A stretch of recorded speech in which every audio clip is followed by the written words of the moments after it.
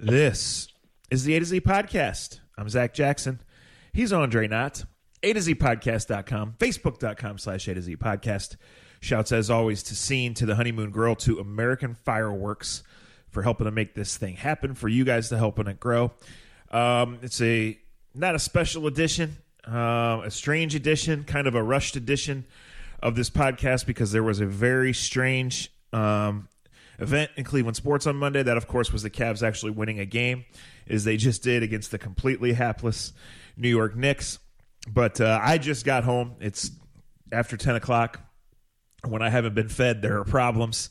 The Browns signed Kareem Hunt today, Andre. And, this is a complicated discussion. It's a complicated decision. It's one that there's a good chance will work out down the road. There's a dangerous chance that it will blow up in the face of a locker room that is going to have, decisions to make, all of these things. I would just start by saying this before I throw it to you. Those of us who cover the Browns regularly are kept in the loop, via email, via text with the team of when there's availabilities, when there's announcements, things like that. And so mid-afternoon-ish, I was about 5 minutes from home, and they sent out a text that said we got some big news coming. So I had, like I said, about 5 minutes of the rest of the drive to process what it might be. 3 or 4 or 6 things went through my head. I like to think I have a decent finger on the pulse of the team, and it certainly was not this.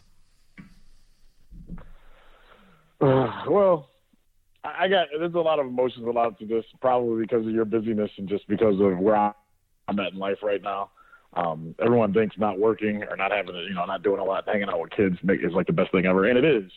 But I have a true love of the gift of gab and talking about situations like this. And I stupidly said something on Twitter about this situation. Because I think there's multiple layers to this. And on Twitter, you can't even have a conversation. You can't even get in depth with anybody. So, I know this, and it's why. And if you really have paid attention to me on Twitter, I try to stay out of little things like this for the most part, because it's just there's no winning. Not that you can win things like this anyway, but there's not much winning in conversations on Twitter, right? There's like people feel the way that they feel, and you have that right. And whether you're wrong or right, you can feel how you feel. I get that. And let me say this, because I think a lot of what I'm going to say afterwards probably will get people to run one way. I hope and pray, because I do pray, that Kareem Hunt becomes an outstanding young man and grows into a great human being that's a plus to our society. I do. I truly do. Do you think that'll happen? I don't want bad. Nah, well, and I don't want to be that guy either. And I get where you're coming from with it. There's no. The moral compass on this is what scares me on how people have reacted. What John Dorsey did today is no surprise. He's not in the moral business, and he didn't get this job because he's one of the most morally high men. The Browns signed him because of what he did in Kansas City. Where in Kansas City he drafted this kid, and it's not about this kid, but he also drafted a kid that punched his pregnant girlfriend in the stomach. Okay. You're a little bit different if you're okay with that, but that's his job, and the NFL pays for that. And the kid has turned out to be a wonderful player, and the Kansas City newspaper wrote a great story about him after he scored his 15th touchdown last year, and talking about how much he's still with that woman, and they've got kids, and they're a great family still, and maybe, who knows? And I'm not here to beat up on people. I just think the moral compass of what you do, and we can stick to sports, and like you and I usually do. And sports-wise, 9 times out of 10, usually when you pick up or deal with someone that's had issues like this, what usually happens, Zach Jackson? A shithead is generally a shithead, my friend. It's one of the longest passages you've ever said from A to Z, and it always lives true. We have friends across America that use that in every part of their life because it's true. I don't want Kareem Hunt to be a shithead, but he's had a lot of shithead moments in his life. And I'll say this. And I've had people come at me with what that girl said and spit at him was wrong too. Yeah, and close your ears for people that don't want to hear this, because I'm going to say a word that I never say on this podcast. Oh, boy. I've been called a nigger by white women and white men when drunk. And I got to tell you, it boils your skin, it makes your blood curl, and it makes me want to fight and knock out every tooth in those people's faces. But in the moral compass of how I was raised and what I was taught in life by my father, by my mother, I've always was told by my dad, if you react that way, no one's going to remember why you did that. You're going to be judged on your actions and been judged upon what you did. And I can simplify it for the people that don't want to get into real deep moral stuff. It's like in a football game, who always gets caught? Who always gets the flag? The second guy. First guy may push you. Second guy always. So I've had people say that to me on Twitter. Well, what about what? Okay, sure. What she did was terrible, but the Browns just didn't sign her to a contract. Why is that so hard? It's just morally, it's eye-opening, man. It's very eye-opening, and I want the kid to be successful. Yeah, let's start there. Morals be damned. The other 31 teams be damned, right? We know what this is about. Chasing the trophy, right? Yeah. There were signs before this that the Browns are all in. They should be. Strictly from a football standpoint, we'll see where this goes. We don't know when he's going to be eligible to play. I guess given that there are some serious treatment issues here and Dorsey didn't go into details, he can't. We can only guess. There's some serious things to be resolved. I'm not going to sit here and speculate, but a lot of people have speculated that there were more incidents than even the 3 that have been reported, that the Chiefs knew and chose to turn a blind eye to it until they caught him lying, until the video did that. We remember another running back who was done in by the video, right? All of that, it comes down to winning. And Kareem Hunt is a top 5-ish running back when he's healthy and right. And if he can be healthy and right, he can help the Browns win and potentially help the Browns win a lot. He has a rare skill set. He's young. You would hope, as you mentioned right off the top, that this inspires him to be the best version of himself before a football player. We've seen the football talent. I remember Kareem Hunt as a high school player because he had Tecmo Bowl numbers as a high school player, right? Yep. And those poor white kids in Eastern Cuyahoga County, he bounced off of them, right, and destroyed them. And ran away from them. Yes. I did one of his games. I did one of his games as a junior because Ray Russ was their quarterback, and Ray Russ was this big. He was a quarterback. There was a big to do about him. I got to the game. He was as tall as me, and he ended up going to Ashland. Great kid.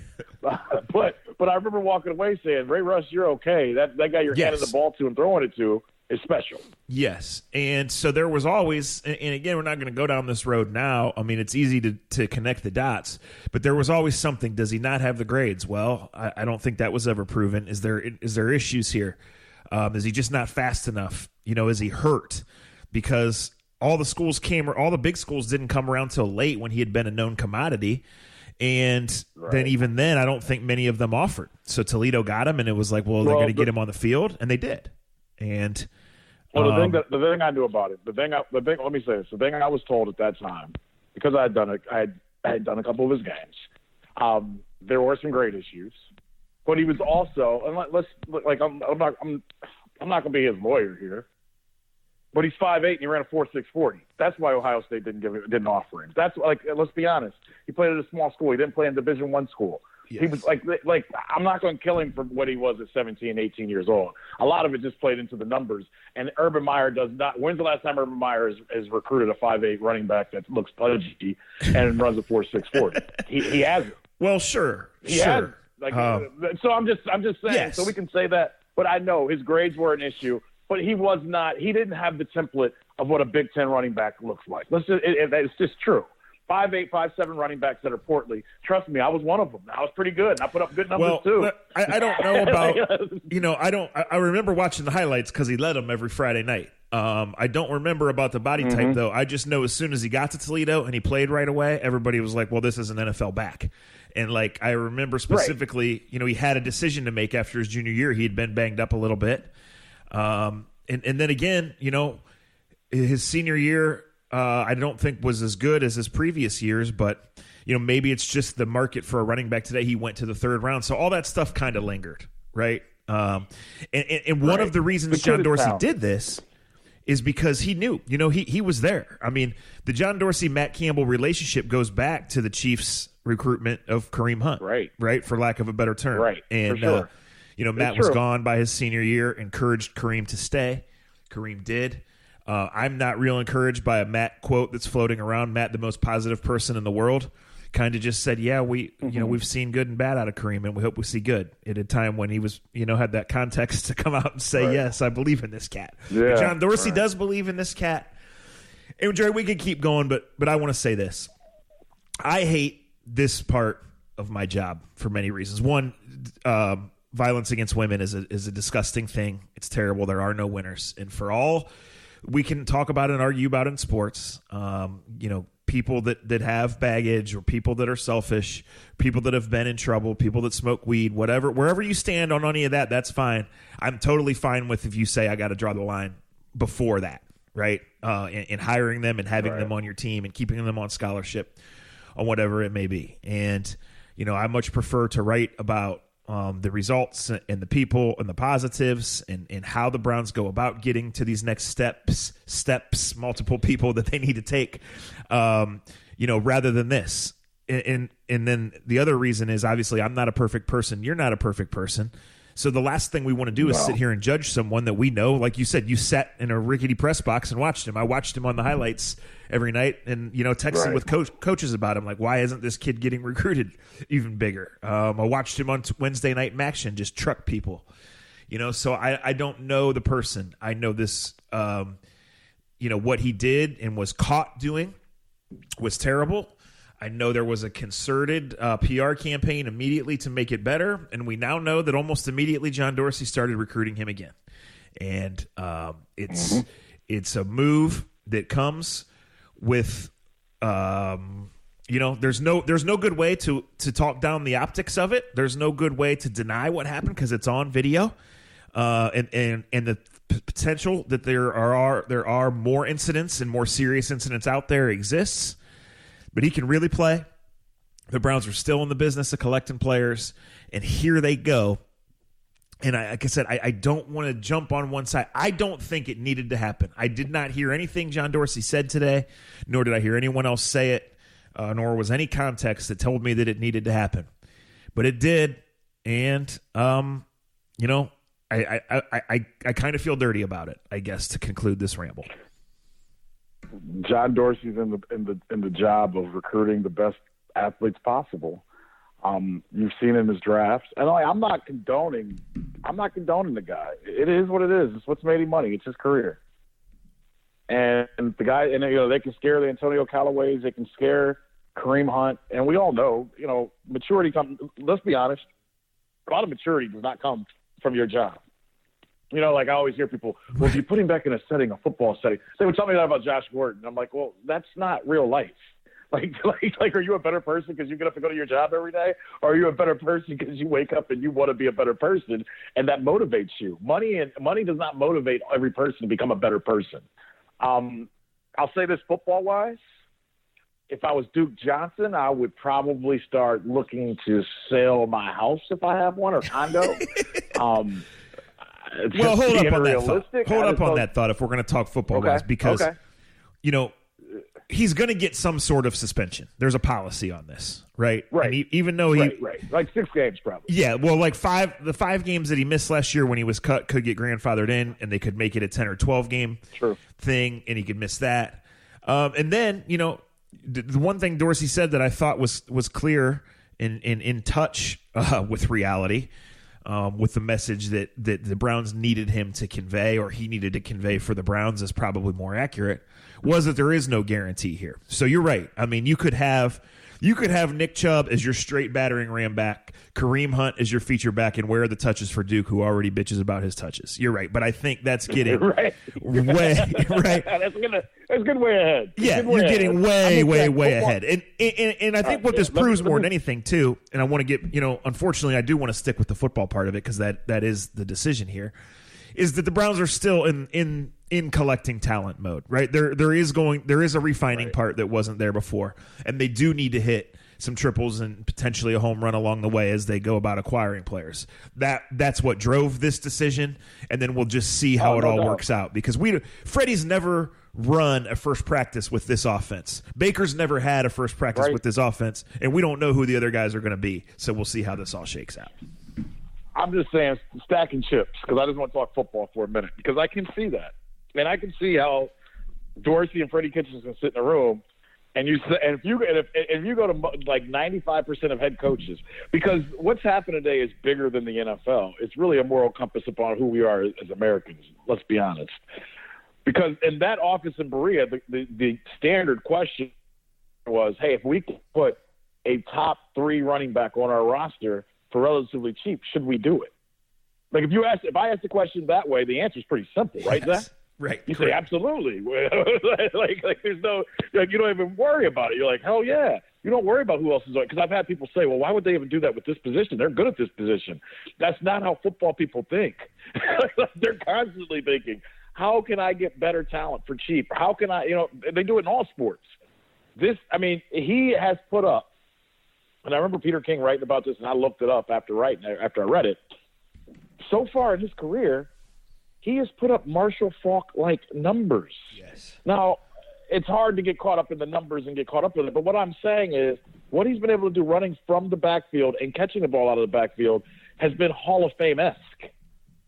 I think for John Dorsey, knowing him the way that he knows him, I think it's hard for him to pass this up. I don't think it's a good thing. I think the hardest place for some people to bounce back is in your hometown. And just knowing the little that I know and knowing the people that I know and knowing some of the stories I know, I don't know how good it's going to be for him to be back here 12 months out of the year, considering he's had some issues here just a year ago. That we know about. I think yes. Look, that we know that we know about. And some don't know about it, but I've seen things from other people. I don't even want to get into how I've heard and seen other things, because it's not my role. I'm not the police, and I'm I'm not. It's not here for me to and I'm not on that no snitching stuff. But I don't speculate on people like that. But I know what I've heard. I know what people that I know that are in those places that have seen some other things. So we'll see. We will see. Look, if it comes, my whole point about the Duke Johnson thing is, if this does work out, and let's say in November he's allowed to play on the team and he is who he's been, you have one of the best 1-2 combinations in football. And I think the point that I was trying to make with my tweet tonight was, okay, the kid is a supreme football player running back, but there's no reason for me to read and see all the victory laps I've seen from Browns fans today talking about how great the backfield is, how Super Bowls are on the horizon. And it's just, to me, it makes me feel dirty. It's like, really? That's the first thing that comes to your mind when you see this?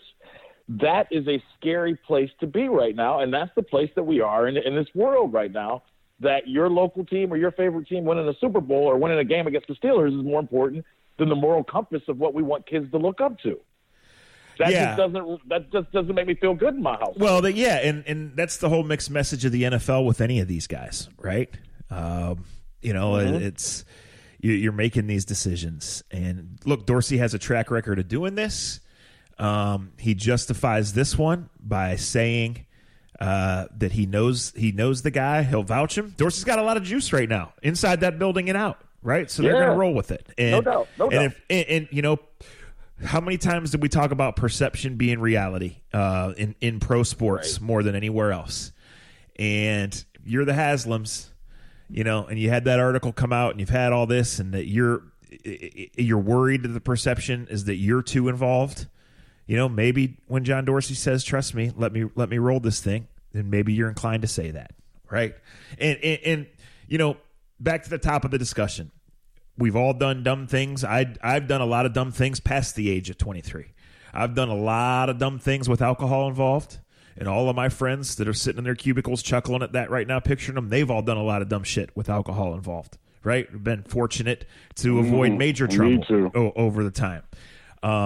Hopefully at 23, getting $20 million taken away from him, seeing his whole life flash before his eyes, going to understand and forget that, understanding what he did to that girl, why it's wrong, why it could have been a much worse result than it was, because you see in the video get pulled off of the girl before he hits her again.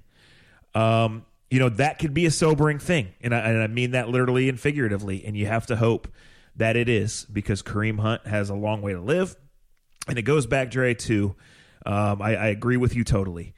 We had an off-season capsule for The Athletic. Every team did one, and it was due, 6 or 7 days after the season. And it was a lot of recap stuff. The Browns weren't a coaching search. It was easy to write about the 3 priority free agents and all that. And they said, give us a move that's down the road. And I just said, I don't see them signing Kareem Hunt, not because of any other reason other than he got hurt in trouble in Cleveland. He's from Cleveland, and he needs to be somewhere else as he goes through this transition phase that hopefully makes him better. And now he's here. And it's not only that, because, again, I think we get into the life preaching and coaching mode. It's that this team that's entering this brand new world now has another thing out there, another thing they got to deal with, and just more intense scrutiny and spotlight. Because if you're going to listen to Freddie and say that 7-8-1 ain't shit and we ain't done shit yet, then you have to live by that too. And they haven't done shit yet. No, it's this is big time football though. Like you wanted the ring, this is what you get. And look, there's a lot of people that have made some crazy, terrible mistakes in their lives. Mm-hmm. I believe in second chances. We've all been in situations that have become worse. There's situations that we're glad that nobody's ever heard of or seen.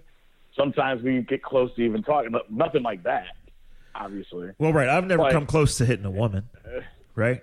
I haven't. I have done some bad stuff, some stupid stuff, but I haven't done that. And I don't plan on it. And I pray to God that I never do and I never come close to it, just because it's one of the first rules of what you learn. And as a man, and no violence is right or wrong in any setting or any way or shape or form. But, let's see how it works. I'm curious how this even works to me, more football-wise, I'm very curious to see how it works within a football unit. Because, and I think, and I'm saying this in a good way, I think, this can't let any person rest on the team to think their spot's okay. Like I was watching something on Fox the other day, and they gave that Leahy woman that was doing the show with Skip Bayless. Doesn't matter. She was doing one of the shows, and now she has her own show, and in her own show, she interviews people out in L.A. And I happened to just turn past it. Christian Kirksey, who I like, was on the show, and he was talking about how great the second half of the season was, this and that. And I'm thinking the whole time, did he play in the second half of the season? Does he even know his job? Is it I just already kind of saw that media tour of, hey, I'm out in L.A., I'll come on a TV show, and I cringed because and this goes back to 2007. You only go off of the things you've seen in life, right? Mm-hmm. And I just remember how people became a little Hollywood. No play on Hollywood himself. But you know what I mean? It was all right, we won. They start smelling themselves a little bit. And I start thinking, you can't start smelling yourself after a 7-8-1 in season, especially when you didn't play every game, especially when your position is one of the lightest positions on the team, buddy. You may want to lay low and get that injury fixed and come back and make sure you come back to OTAs completely prepared. That's just what was in the back of my mind. Because for me, I always think of how do teams guess why New England is New England? Because they deal with winning better than most, right? They deal with it. They don't get big heads. They got a 42-year-old quarterback or 41-year-old quarterback who's probably already working out and hasn't had any sugar since Super Bowl Sunday. And he's going to be prepared. He's going to be prepared for minicamp like he's a rookie. Yeah. Speaking of, I was able to be around his college roommate this past weekend, and I got to bring that up before we get out of here. Okay. Save that for the end. So, look, guys, we got plenty of time to talk about this because there's layers to this, and there's, this is just the beginning of the story, right? The Browns hope but don't know for sure that on April 1st, Kareem Hunt will be in the building. A couple things just to clarify. One, it was bad to hear Dorsey say, yes, he lied to the Chiefs, but he was truthful about that lie. That's just bad optics. Bad optics on the whole thing. He didn't speak to the victim in this extensive research that he talked about. Sources told The Athletic. He also did not speak to anyone inside the Chiefs building on this, despite his ties there. So that's, a little shaky on that. but we'll see. So the way I understand it, just to answer this, is that he's on the commissioner's exempt list now that he's signed, now that he's back in the league. But once the investigation is resolved, and these other two incidents I think are under as much scrutiny now as the one that everyone's seen on tape, he will be suspended, at which point he will be removed from the exempt list, suspended for regular season games. But the Browns are of the belief, I believe, that as soon as there's resolution and if there's nothing major, then he will be able to participate in the off-season program, and we'll go from there. So this is a little bit tied together, and again, I hate to say that because there's nothing tied to violence against women. It's an awful thing. It's an outlier in any category, and it's a shame that we even have to discuss it and deal with it. It just really is. But we're at an interesting time in sports here. The last couple weeks we've been talking about the NBA, not about the games, right? About a guy that's a free agent in 2 years. We know who's going to win the trophy again. We know that these guys that already have $140 million are going for $230 more, right? And being spoiled brats about it. Magic Johnson with the absolute audacity to say they didn't negotiate in good faith. Get the fuck out of here, right?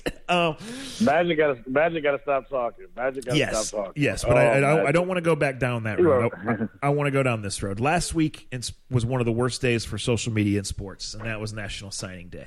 And it's not just the kids with the hats, because look, even though I don't think one kid has ever looked back 20 years later on a signing day hat video and said, boy, was that really funny, or boy, would I do that again with a fake out or whatever it may be.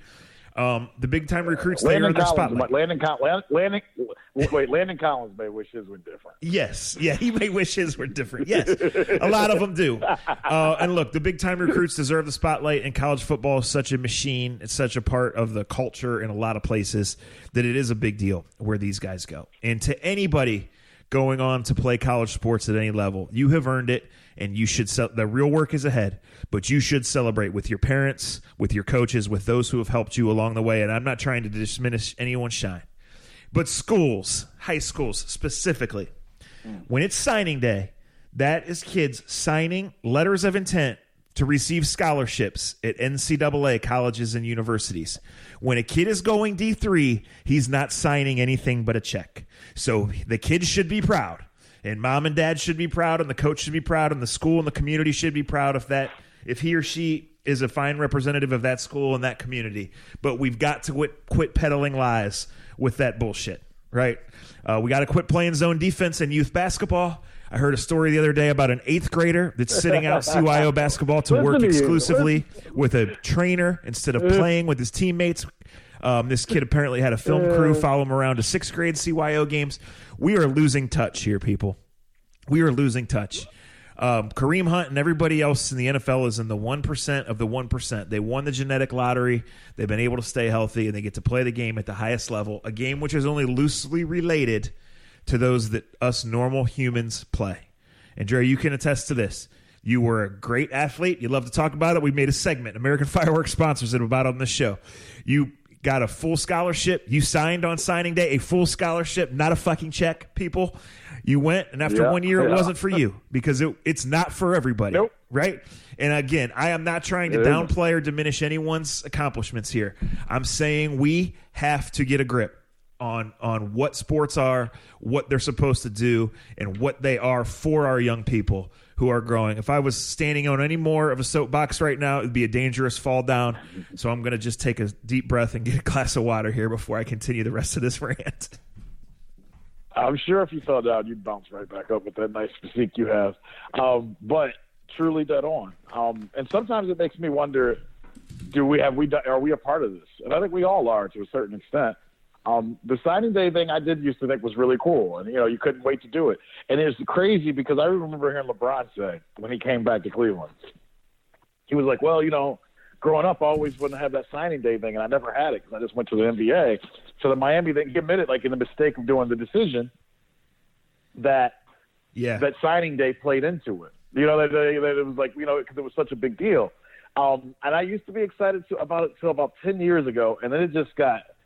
Just certain recruitments, and and I was getting in depth with it. I was like Pete. I was reading the Buckeye Bulletin and every other bulletin that was out there, and then all it took was for me to one time go to one of those one of those boards where the big time fans are. Yes. And just disgusting to me is when the 55-year-old guy has probably got a decent job, comes home and gets on those. And tweets at recruits. Don't tweet at recruits. Yeah. Yeah. I'm like, what are you doing? You're a grown-ass man. Why are you tweeting a boy, a little kid? That's disgusting. It's terrible. We, as a society, man, it's unfortunate. A baseball player said this to me, and we were talking about Twitter and just how people react, and a player's name will remain out of this, and you can guess, and I won't even say it, but I tend to agree with this more and more as we go forward, is that I wish some of these people cared as much about their families and their lives and just the integrity of who they are as much as they do about, the pitch that I missed or the pitch that was thrown on that 3-2 pitch, or how they care, and I always was taught that, sports was an outlet away from the stresses of life. And in some places and sometimes it feels like the opposite is starting to occur, that the sports and your team is more important than spending 5 minutes with your family. Preach, Reverend Knott. Scary, preach. Man. It's scary. Because when you pay attention to it, I could go to some people, and look, you and I are very much alike. We love Mikey because he can tell us every starter on every team. We were just the same way. We loved Monday Night Football, being able to sit in the bar and have a beer and shouting out what college a guy was from. We're sports nerds like everybody else. But at the same time, I hope that we still have enough of a balance in our life that we appreciate, a 20-minute talk with a family member about just, family stuff and not worrying about, what Johnny Manziel's been doing lately or what Braylon Edwards has done. And right. Sometimes you see that and you feel that and you're just like, what is going on in America? Speaking of, I went to that Akron-Kent State game Friday night, man. I hadn't gone to a college game in a while. They still play them exactly the same way. Remember how I said on the podcast on Friday? I was like, I haven't been to one in a long time, but I love it. It's still a lot of bad shots, and once one team gets hot, the other team wins. It was pretty funny. I had a great time. Akron finally made some threes in the second half and made it fun to watch. It was kind of a root canal before that. Yes. Yes, it was. Yes, yeah, it was. I'm going tomorrow. Buffalo. They made Buffalo's in town. I'm going tomorrow. Yeah. So I want to. Nice. I want to complete my. Go ahead. I want to complete my preaching by saying this. Look, what I said is not super original thought, and it is a little old man off my lawn and all that stuff.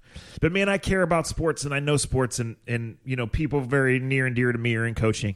And I have friends that came up and played travel baseball, and it was a great life experience. None of them made the fucking major leagues, right? I have friends that played AAU basketball, and I'm jealous as shit that I never got asked back because I sucked. But it was a great life experience more than going to the NBA, right? I know 10 people right now that are listening that will tweet me the moment they say this, and you'll say, right, you'll never understand the friends I made and the places I saw because I played basketball at a high level, and then at 20 or 21 or 24 or for most of us 18, it's over, and then you take those lessons and go forward, right? And so I just want to say one thing we need to do, because for the Super Bowl, Dre, I did not make a single bet on the flat game of the Super Bowl, right? Not the Patriots, not the Rams, whatever. And if I had the Patriots, I'd be bragging. But one of the reasons for that, one, I was in a contest and I needed to go a certain way. It didn't, so I didn't end up making the money off the season-long contest. But the other one was... I like when the truth comes up. The other one was that I had money in squares because I'm at that age where my friends are every kid's on a travel soccer team, travel baseball team, whatever. Yeah. They know that I'm a sports person. I'm in. So sure enough, now you say yes to $10 square. Now you say yes to a $50 square. Now you're splitting a $50 square with someone else. And now you got hundreds of dollars invested in squares, right, for the Super Bowl, right? Yes. So I just want to say this. One thing we can do, and this could be immediate. There are elite players out there, and those are the ones that I said that are 1% of 1% that are going to grow up and play in MLS or the NBA or the NFL. And if that's your kid, God bless you, and I'll root for him all the way if I like you even a little bit because I just love it. I've been consumed by this since then. But when you're talking about the Southern Summit County All-Stars and you're going by elite, you're fucking lying, for one, and you're doing a disservice to the kids. So, especially, there should be, even though I think it should apply to all youth sports, anything 13 and under at bare minimum, elite should be barred. You should not be able to be elite. You should be whatever, be the superstars, be the all-stars, Be the Panthers, be the Irish, be the Fagos. I don't care, Like, just don't be elite because you're kidding yourself and you're not, and you're doing, you're doing a disservice here. And I'll conclude this with one more rant, and I've been sitting on this since last July. So my friend coaches his kid who's real young, like not much older than Bella, right? And plays in the rec travel baseball league, and he's a good player, and I know he is, and he's obsessed with sports. He gets home, he plays Madden. His buddies come over, he plays basketball. Every time I come over, he wants me to throw him pop-ups for 30 minutes and talk about baseball situations and basketball situations and who's the best receiver ever to play at Colorado and all this stuff, right? So they plays in their youth league all year long, and they get this collection of 6 and 7 year olds, and they go play in this tournament, which is supposed to be for community teams, right? And at the end of the year, they pick the all-stars and whatever. And even though I think it's a little young to be doing that, like, these kids go get better competition. They earn their way onto the all-star team. It might cause hurt feelings, but whatever. You take them, you play a couple weekends, you see where it goes, right? Well, there was a specific rule in this tournament, no travel teams. And yes, 7 and 8 year old baseball travel teams are a thing. Yes, we've failed as a fucking society. So this team, even though it's against the rules, enters this tournament, right? It just mashes these community teams, of course. So my friend who's coaching his kids' team has a lot bit of a temper, and he loses it. And it's not just an after-the-game argument. It's not just an on-site argument with the tournament director. It's days after he's reaching out to the tournament director and basically saying, we want our money back because we got ripped off by a travel team. And he didn't really want the money back. He was trying to make his point, and it's just his style. It's a principle. Yeah, it's his style. Yeah, it's his principle, and it's his style to not only make his point, but to make it 3 more times. So anyway, he gets in a big email war with this guy. And this guy signs his email, Director of Player Development for such and such team. 8 years old, a grown man, presumably with a son. And look, Donnie douchebag, I hope you're listening. I'm sure your kid's good. I was at the game. There was a lot of good players. I hope your kid goes on to be the next fucking Scott Fletcher, right? But you have to get a grip on life when you are signing emails, Director of Player Development for an 8-year-old baseball team. You're a coach. You're a dad. There's no fucking player development. It's have practice. It's run around. It's go to the ice cream stand. Play baseball. Jesus, people, lighten up. I think that dude's just a douchebag, period. If he would have decided douchebag, I would have a lot more respect for him, because that's exactly what he is. By the way, that's been bothering me since July, by the way. I can tell. I'm glad you get it off your chest. It's funny what's brought all this out of you. Michael Westbrook will be the answer, or Ray Caruth, but I don't think you want to go there. You want to answer the Colorado's best receiver. It wasn't, and Michael Westbrook, when he was with the Washington Redskins, great nickname there, didn't he get his ass beat, or did he beat Stephen Davis's ass? See the things I remember? Ooh, you remember that when they got in a fight when they were with the Redskins? And I think it was Michael Westbrook standing over Stephen Davis and like broke his jaw or something, I believe. All right, listen, I'm going to Google that. Situation. I got about 4 minutes here, so I want you to tell everybody what you did on Saturday night with our friend of the show. Okay. Shout out to Spencer Deacon. The last name is obviously pretty well known. Son. He threw a surprise 70th birthday for Doug. That was a roast on Saturday. It was in Avon at a golf course. First thing Deke said when he got over to me and my wife is, "I can't believe they let your black ass here, and it's going to get dark." Because that's how Doug talked. It was just a tremendous time. It was awesome to hear the stories. One of the first rules that was made was that no cameras and the stories won't get told. You had to be there, and it was just a really fantastic time. It was a great way to see Doug respected, talked about, listened to, and then just hear people just pile on his ass. It was one of the best roasts I've ever watched or seen. I'm pretty sure if we put it on TV, it would be watched. No one would have a job, and no one will be able to live where they live currently anymore either. It was just a great time, and I'm glad that Spencer kind of pushed me a little bit, because I was kind of hemming and hawing on going. But I'm so glad I did go. I had the time of my life, and it was just cool to see Deke in a setting where he couldn't run everything per se. Like, you could tell, like, we're so used to all of it. Like, he just, whether it's walking in, seeing you and being, what's up, Andres, bitch? Yeah. Or how he deals with Jim Donovan, or how, like, Jim Donovan, like, Jim, I knew this rule, but it just never came back to me. But Donovan was like, when we first started working together, he goes, Doug told me I got one rule. I don't say Polynesian guys' names.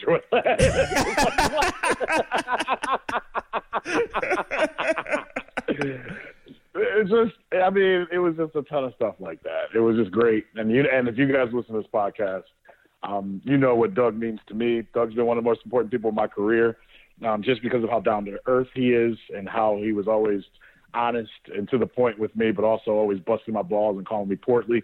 I'm just going to say happy birthday to the old man one more time here. 70 years old is nothing to sneeze at, especially when it's Doug. And look, for as bad or as weird as the Browns have been since 1999, there's going to come a year, and this goes for all of us, it's not to be morbid, there's going to come a year or time where Doug Deacon won't be a part of the fabric of the Browns. And hell, he's been a fabric or part of the Browns for 40 plus years. I mean, 45, almost 50 now, because he was 22 when he left Illinois.